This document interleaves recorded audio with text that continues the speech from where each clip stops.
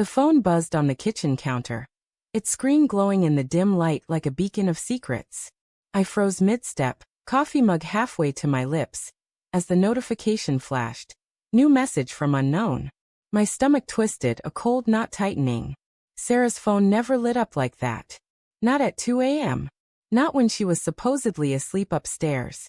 The mug trembled in my hand, coffee sloshing against the rim, as I stared at the device like it might bite. I set the mug down, the ceramic clinking too loudly against the granite.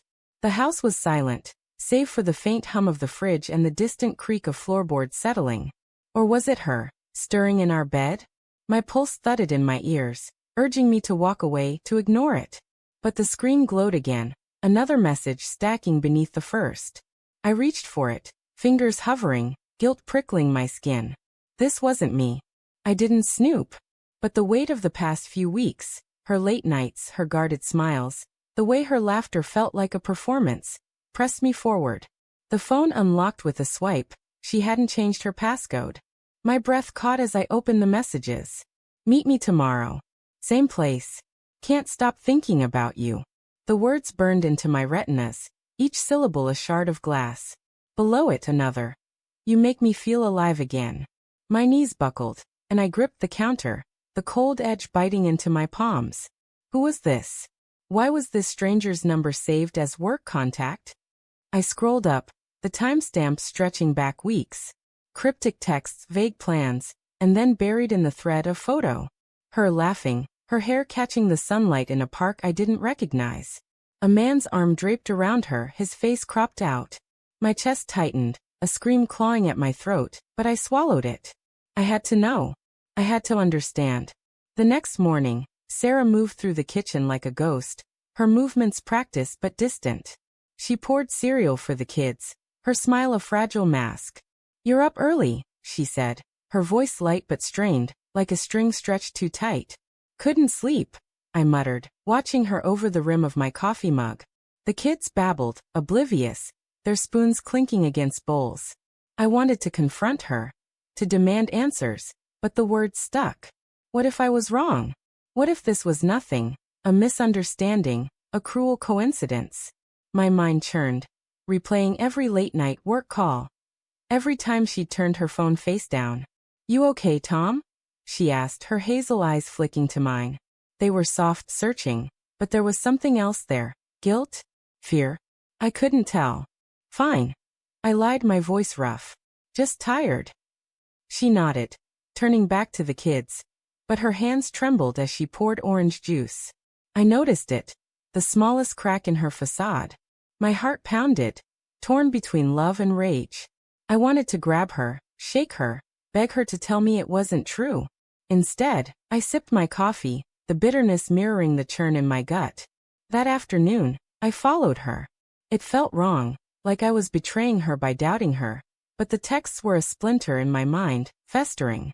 She'd said she was meeting a client downtown, but her car turned toward the riverfront, not the office district. I kept my distance, my sedan blending into the lunch hour traffic, my hands sweaty on the wheel. The city blurred past, neon signs, honking horns, the sour tang of exhaust in the air. She parked near a small cafe, its windows fogged with condensation. I pulled into a lot across the street, my heart hammering as she stepped out, her coat flapping in the autumn wind. She looked beautiful, radiant even, and it gutted me. Then he appeared, a man in a gray jacket, tall, with dark hair and a smile that made my fists clench. They embraced, her head tilting up to meet his lips in a kiss that lasted too long. My vision tunneled, the world narrowing to that single, shattering moment. I wanted to storm over, to scream, to demand why. But I stayed frozen, my breath fogging the windshield. My phone buzzed in my pocket, her name on the screen. Running late, client meeting dragged. Home by 6. The lie stung worse than the kiss. I watched them disappear into the cafe, her hand in his, and something inside me broke. That night I waited. The kids were asleep, the house suffocatingly quiet. Sarah sat on the couch, scrolling through her phone, her face bathed in its blue glow. I stood in the doorway, my shadow stretching across the rug. We need to talk, I said, my voice low, trembling with the weight of what I'd seen. Her eyes flicked up. wide for a split second before narrowing. About what? She asked, too casual, her fingers tightening around the phone. I saw you today. The words spilled out, sharp and raw. With him. At the cafe. Her face drained of color, her lips parting, but no sound came. The silence was deafening, heavier than any argument we'd ever had.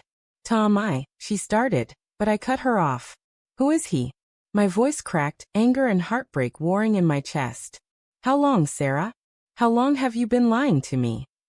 She stood, her hands raised like she could push the truth away. It's not what you think, she said, but her voice wavered, betraying her. He's just someone from work. It's not serious. Not serious? I laughed, bitter and hollow. I saw you kiss him. I read your texts.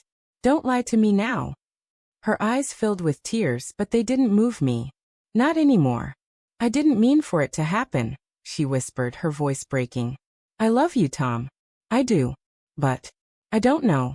I felt trapped, like I was losing myself. He made me feel seen. Her words were a knife, twisting deeper with every syllable. Trapped. I echoed, my voice rising. We have a life, Sarah. Kids. A home. And you throw it away, because you felt trapped. She flinched, tears spilling over. I didn't throw it away.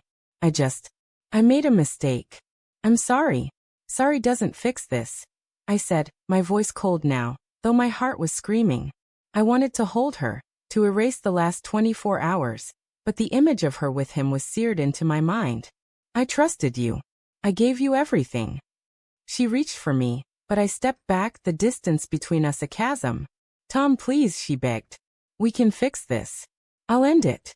I swear. I stared at her. The woman I'd loved for a decade, now a stranger. My mind flashed to the kids upstairs, to the life we'd built, now crumbling. And then unbidden a memory surfaced, her voice years ago, laughing as we danced in our old apartment, promising forever. The contrast was unbearable. I need time, I said finally, my voice barely audible. I don't know if I can do this. She nodded, tears streaming, but didn't follow as I walked out. The night air was cold, the stars indifferent above. I drove aimlessly, the city lights blurring through my tears. My phone buzzed, another text from her, pleading. I didn't open it. Instead, I pulled over, my hands shaking, and opened her phone again, still in my pocket from last night. One last message from him. I know you're scared, but we can be together. Leave him. The words hit like a final blow, but then I noticed the timestamp. Sent an hour ago, while we were fighting. She hadn't responded. Yet. My heart stuttered, caught between hope and despair. Could she still choose me? Or was this just the beginning of the end?